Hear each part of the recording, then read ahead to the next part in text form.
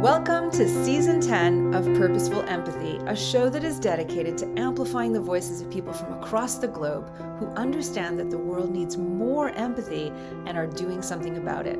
I want to thank all of you for watching. Our first 100 episodes garnered over 20,000 organic views. I couldn't do it without you. Please share, please subscribe, and enjoy the show. Welcome to a new episode of Purposeful Empathy. Today I'm joined by Dr. Ravi Chandra, who is a psychiatrist, writer, and compassion educator in San Francisco, and a distinguished fellow of the American Psychiatric Association. He writes for Psychology Today and East Wind Easing, where his long-form essays are written at the intersection of Black and Asian lives. He also teaches mindful self-compassion and compassion cultivation training workshops through his nonprofit organization, SF Love Dojo, an organization working to take back the word love from the purely romantic and highlight its deeper significance rooted in affection, nurturance, and compassion for self and other. Welcome to the show, Ravi. Hi, thank you so much for inviting me, Anita. You have a backstory that you might want to share about sort of your academic journey and your personal journey, some inflection points so we get to know you a little bit better? Sure. So I went to Brown University and then Stanford Medical School. And actually, I started out originally just wanting to do research, but then worked at a camp for kids with cancer and really enjoyed that. And so thought I would be a physician scientist. So was a cancer bio MD PhD student for a while at Stanford. But then got interested in public policy and kind of did a lot of political things, advocated for women at my school, my classmates who were undergoing sexual harassment. And that was a very defining time for me and a hard time for them, of course. And then I decided to veer off into public policy and bioethics and politics and worked at the Clinton White House for a year during the summer of healthcare reform back in 1993. And went into family medicine initially. But then as I treated patients from Somalia and Laos and Vietnam and Hmong patients who were refugees of war, I found that many of their physical ailments that they came into the family medicine clinic for were ultimately related to mental health issues. And I found that really interesting. And so got more interested in trauma and depression and culture and identity. And so switched over to psychiatry. Mm-hmm. Wow, I mean, so much lived experience. I can see where empathy can play a role in all of the different things that you've just described along the way. How has your, obviously when the studies that you've done, I'm sure that empathy has been thread throughout the theory, and then of course through the practice. How has your thinking about sort of the power of compassion and empathy evolved over all of those lived experiences? Well, it's funny that you say that because, honestly, and this is borne out by residents I've spoken to more recently as well, but I don't think the word compassion was even mentioned in my formal training or even empathy in my formal training as a psychiatry resident. It was much more about medications and about techniques and so forth. But this very basic quality of empathy was not really amplified. I think we talked about empathy deficits, of course, with certain conditions, narcissism and sociopathy, but not so much about cultivating empathy in the practitioner. It was kind of assumed, which I don't think is accurate, and it does need to be amplified. So I continue to work on my own on that as a Buddhist practitioner. I'd been meditating since 1997 or so, and practicing loving kindness and mindfulness. And then after Donald Trump was elected, I felt like I needed more to cultivate compassion. So I took classes in compassion cultivation and mindful self-compassion and became teachers in both of those modalities. And that really helped me kind of shift my relationship to these very difficult issues which were happening to all of us, to my patients and to myself as well. And I think focus on what needs to be amplified. And I think as a psychiatrist, I certainly believe that Michael Balint called it the basic fault, which is the dearth of love and care and nurture in the early years of an infant's life. But this basic fault, I think, is really a great chasm in society, and it boils down to a gap of empathy and a lack of care. And I think people, especially I think in America, very individualistic culture, get wrapped up in achievement and the success frame. And that's not where happiness comes from, and that's not where society comes from. Kind of geared to think that success and achievement are necessary for self-worth. And really, it comes from relationship, and empathy is critical for relationship, for healthy relationship. Right, that whole notion of human doing versus human being, but so much of our Right. society is set up at a systemic level, and the incentives and this sort of superstructures is the conditioning of kind of being human doings. Mm-hmm. As a Buddhist practitioner who also has, the capacity to understand humans from a medical and anatomical, how do you say that word? Anatomical? Yes, thank you. Mm-hmm. And then probably a bit of neuroscience, thanks to the psychiatry. Mm-hmm. Can you share the value of, Buddhist traditions and Buddhist thinking in terms of how we could live our lives, like sort of at a granular level, maybe some of the practices that you have incorporated into your life and how it has changed your way of being in the world, if you wouldn't mind? Yeah, absolutely. Mindfulness practice, compassion practice have certainly changed me, and they've made me a better physician and I think a better friend, etc. as well. Yeah, I think it's all about presence. Really being tuned in to the moment and to what's happening with the other person, and I think ultimately be able to develop insight into suffering, how we all suffer, how we deal with vulnerability. I think that's so key. And so empathy and compassion really are kind of spotlights on vulnerability. And that's so critical for me as a professional. Mm. You mentioned loving kindness, and I know that there is a practice called metta meditation, which I Mhm, think is a Sanskrit word for loving kindness.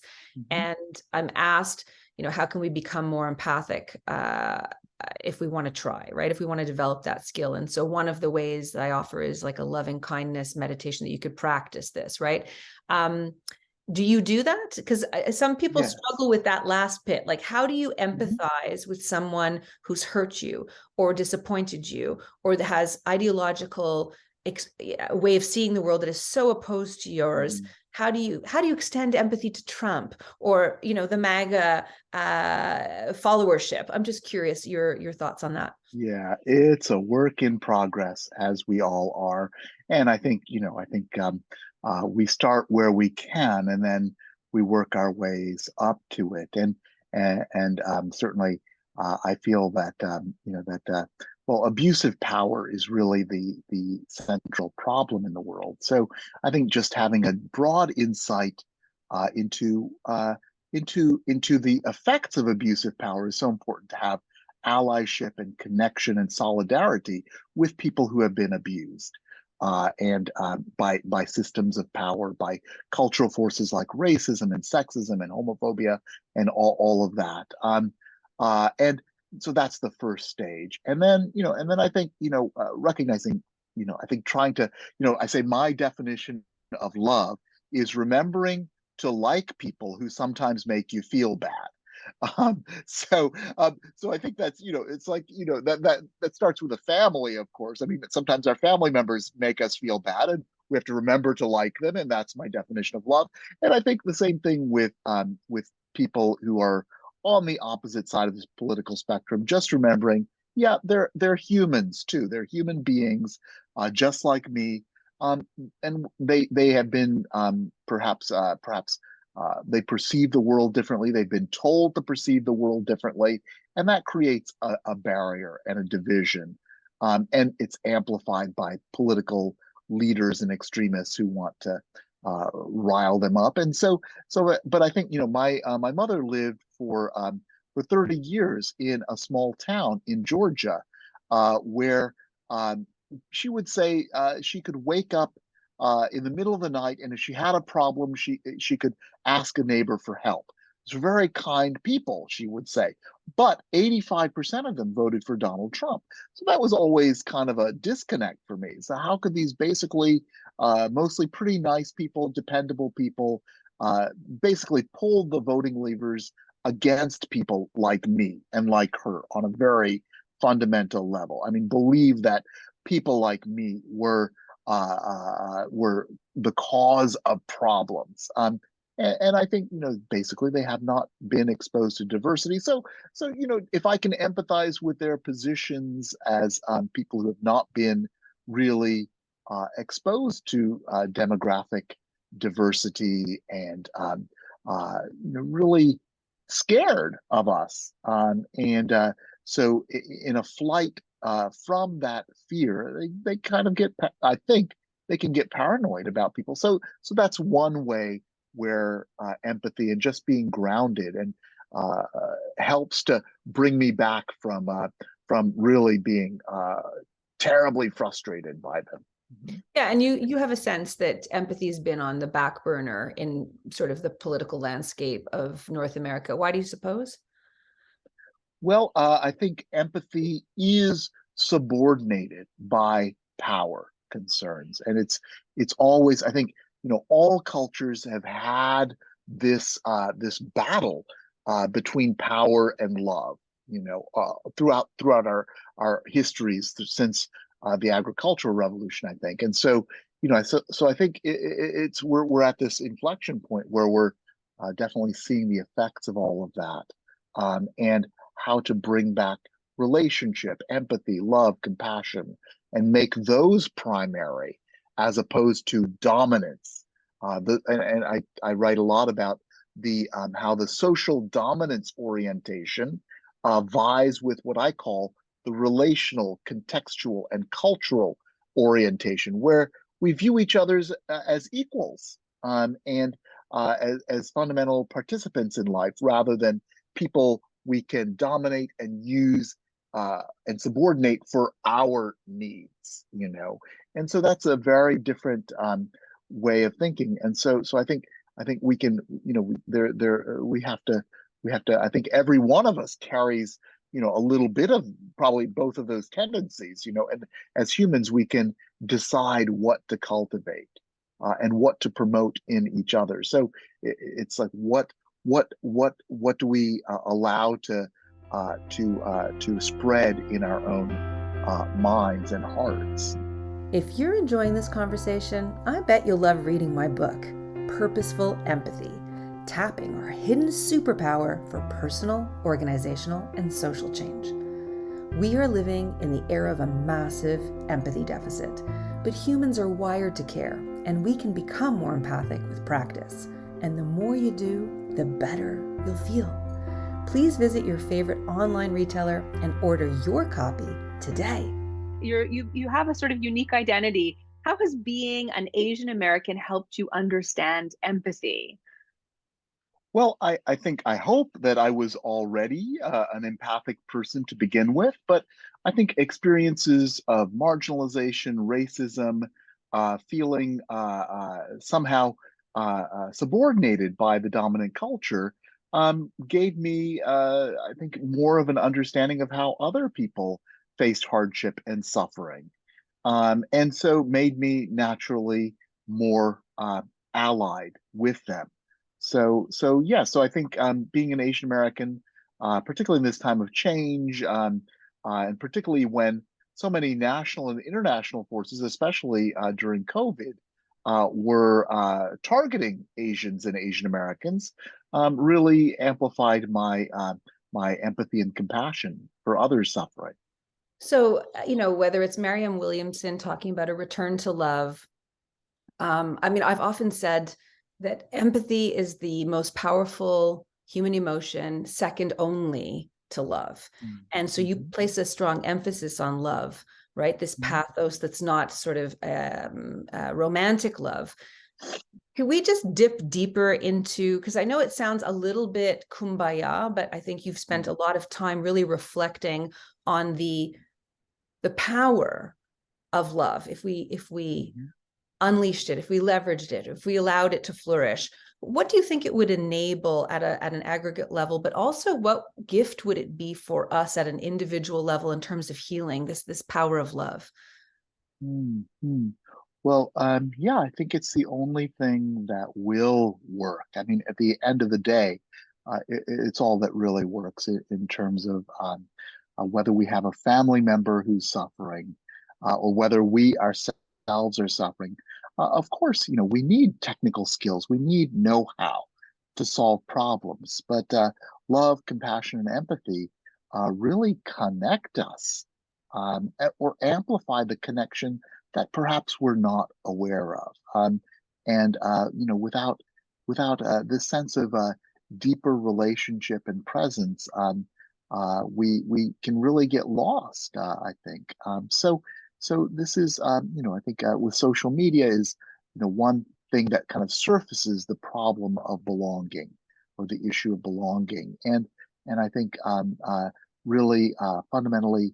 Uh, Incorporating that sense of connection into our way of life changes what we think about, what we invest in, what we support in society. So I think it really is a paradigm shift, really. Um, and I think we're all to step out of being at loggerheads with one another and really focus on the survival of what's most important. And nurture has been our survival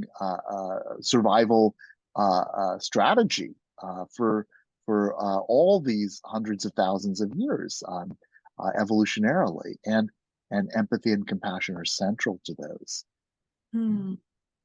And as someone who has studied the human brain and the human body, could you speak to the benefit that we derive when we are in relation and feeling a sense of belonging and feeling like this connection between people? Because I think if that was celebrated more in our culture, if we really understood how much we stand to benefit from this kind of Mhm. reciprocity. So what happens to us as a body, as a physiology? Yeah. So, well, a lot of things. I think there's continuing research, particularly on self-compassion, with decrease in negative states, depression, anxiety, stress, low self-worth, and an increase in positive states, and an improvement in physical well-being as well. And we pick ourselves up after setbacks much better, and our self-compassion based on our sense of self-worth, sorry, based on self-compassion uh, as as human beings, is much more stable than a self-worth based on contingencies like wealth, power, status, possessions, beauty, and so forth. So I think those are kind of the psychological levels. And I think, in terms of the immune system, I think we know that contempt is one of the worst, has one of the worst impacts on us in relationship. And so compassion is the exact opposite. So it can really, I think, there's evidence for it helping the immune system as well. Mhm. So if we had less contempt for one another across political or ideological divides, we would also be healthier. Isn't that just a fascinating thing to Yeah. just mull around? Like, why would we want to suffer, Mhm. to really hate others so much when there's another option? Absolutely. Yeah, and then we can maybe look at the ways that contempt has been fortified in our institutions. You know, so contempt, devaluing people, obviously has great effects on the way we practice medicine and the way uh, everything from housing to education to the prison industrial complex are structured, and who gets harmed most by those systems. So contempt is a very deep and important issue that we have to resolve, I think, with compassion and remembering common humanity. I'm hearing a lot about trauma, collective trauma, intergenerational trauma. Gabor Mate is out on a new book tour. For those who are not as familiar, I wonder if you could maybe unpack some of that language and talk about why this is such an important bit of discourse right now. Yeah, so collective trauma, transhistorical trauma, intergenerational trauma um, have all become, particularly strong in the popular culture recently. And I think, we've been certainly seeing a lot of trauma, and we're exposed to a lot of trauma through our screens. And I think people are more aware of the harms that have been done historically. And we're all related. So, we of course were formed in the vessel of our families and communities. And the ways that those people that have influenced us have been deprived of love or deprive us of love and affection and nurture have a deep impact on us as human beings. So this is the pathway of intergenerational trauma, and we can, as Resma Menachem says, we can transmit or transform trauma, and so this is the challenge, I think, of our of the people living today, is to take in our histories and say, oh wait, I don't want to continue perpetuating these ways of harming myself and others. And so I think we're having a kind of a moment of shifting, and as I say, transform history into perhaps vision. Mhm. And collective consciousness, I hope too, because I remember Right. reading about, I think it's called the ACTs. You'd probably be Mhm. in a better position to know this than me, but something about a longitudinal study that looked at children who were exposed to Mhm. certain Mhm. traumas, like, for example, verbal abuse or Right, psychological right, abuse or physical right. abuse, or alcoholism in the family, Mhm. or one parent, or poverty, all these Mhm. different potentially traumatic indicators. The Mhm. more of them that they have, the more likely they are Mhm. to get sick or have sort of dysfunctional ways of managing hardship in their lives Right, through right. alcoholism or Mhm. or addictions. Mhm. And I think about, at the individual level, how, somebody who suffered from lots of different traumas in their life, of course, might end up not being as they might not thrive as much as a Mhm. child who's raised in a family that's full of nurturing and love and all of that. And then if you imagine that at a group level or a societal level, and just the whole idea that we're living in a circumstance where we're really killing our planet, we must, at some existential level, recognize that that's not good for us. And now we're living with the eco anxiety of where's our future and progeny headed. That we can't pay short shrift to the impact that trauma has had or continues to have, right? Mhm. That's right. Yeah, so that's right. It's called the ACEs, the Adverse Childhood Experiences, Yeah. and there's a scale, and if you have more than 4 or 5, then you're at higher risk for physical health problems, chronic health conditions, and mental health issues as well. So, so yeah, I think that's a very important. Of course, our childhood is our foundation, and it makes just natural sense that depriving children of attunement, love, affection, appreciation, attention, all of those things has a big impact. Plus, having the adverse childhood experiences, the opposite of that. Basically, abusive power, situations of abusive power and disconnection. And disconnection is at the root of suffering. So these disconnections start early. Yeah. Which is why I think COVID has also been devastating, especially for children, because they've felt disconnected from their peers at school, and we're walking around disconnected from one another. I mean, social media has amplified that, right? So we're kind of living, like you said, in a perfect storm of our culture. We're denying us our human nature, our natural desire to be in communion with one another. Yeah. Yeah, I think so. Certainly, mental health problems have increased dramatically amongst all age groups, but particularly for youth, I think.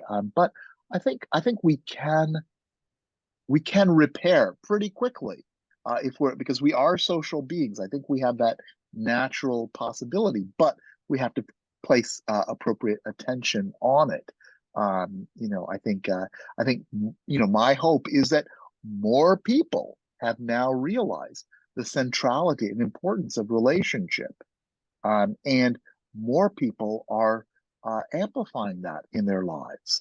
So I think there's maybe a positive outcome as well. But again, we have to build that in. I'm reading a book by Mary Gordon, which you probably know, Roots of Empathy. So I think that's just such a why isn't everybody doing this, which is really teaching kids emotional literacy and empathy starting at a very early age, rather than you have to get ahead of the other guy and just achieve and so forth. So I think we are definitely looking to a more collaborative and interdependent future where we have to connect with each other responsibly, and so I think these kinds of programs have to kind of get into our psyche And is and that our national conversation. Yeah, and is that the goal of SF Love Dojo?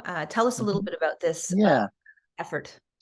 So I've been teaching classes and workshops and one-off lectures that basically deal with mindful self-compassion, compassion cultivation, and various other topics, dealing with burnout, etc., with self-compassion. That's been a big, several groups have wanted that information. Yeah, and so it's just my way to try to offer something to the community in addition to my writing. And so yeah, just trying to connect. And I'm also involved with a group called Suru for Solidarity, which runs healing circles, which are basically listening circles, empathic listening circles, organized around particular topics of cultural trauma. And this has started in the Japanese American community, but is expanding and yeah. So we'll So I include think all that yeah. information in the Oh, description okay. notes below for sure. All right. Um, I have you mentioned something earlier in our conversation around how you've become a better physician as a result of Mhm. the mindfulness and Buddhist practices that you've cultivated. How so? How does that actually show up for you to be a more empathic and compassionate physician? What does that look like?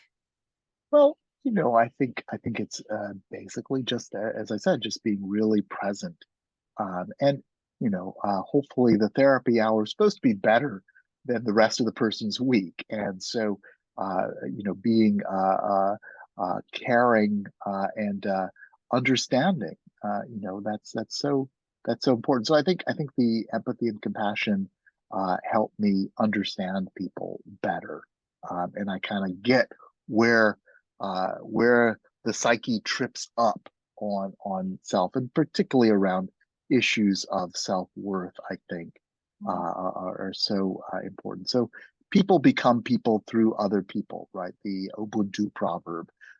We are, as I say, we are who happens to us and what we make of the happening. So to be another person that perhaps fills in the gaps of loss and just does a little bit more to help the person stabilize themselves.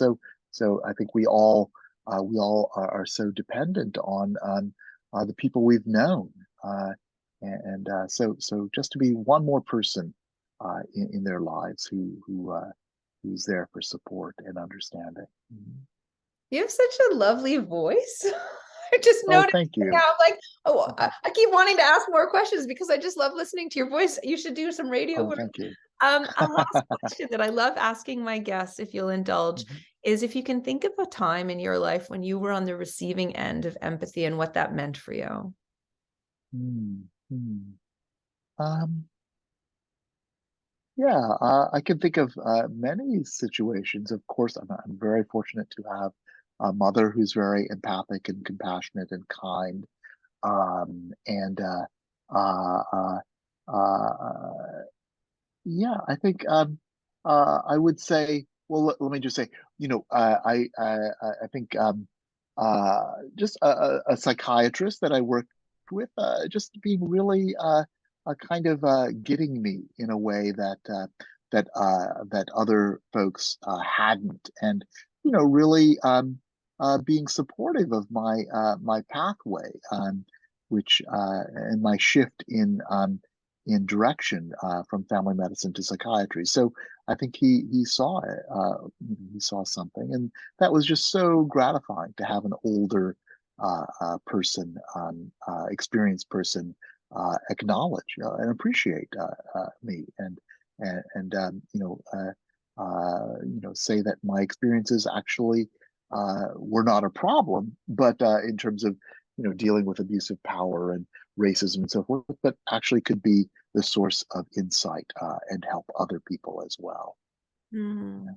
I think my biggest takeaway, and thank you so much for the time, Ravi, that we've covered a lot of ground and you've had, such an interesting set of experiences in your life. But the big takeaway I have from our conversation, which is, been said many times before and almost runs the risk of sounding cliche, is to be the change.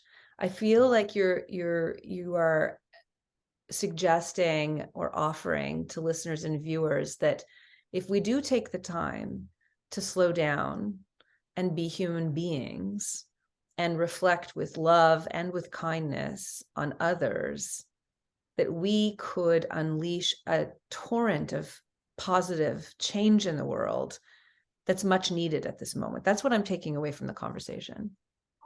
Absolutely, absolutely. I wish more people would find their way to empathy and compassion as a way of understanding themselves and understanding others, because we all need more understanding. Well, with that, I want to thank you so much for joining us today, and thank you all for watching and listening. We'll see you next week at Purposeful Empathy. Thank you, Anita. Thank you for watching another episode of Purposeful Empathy. Remember, this show is dedicated to amplifying the voices of people from across the globe who understand that the world needs more empathy and are doing something about it.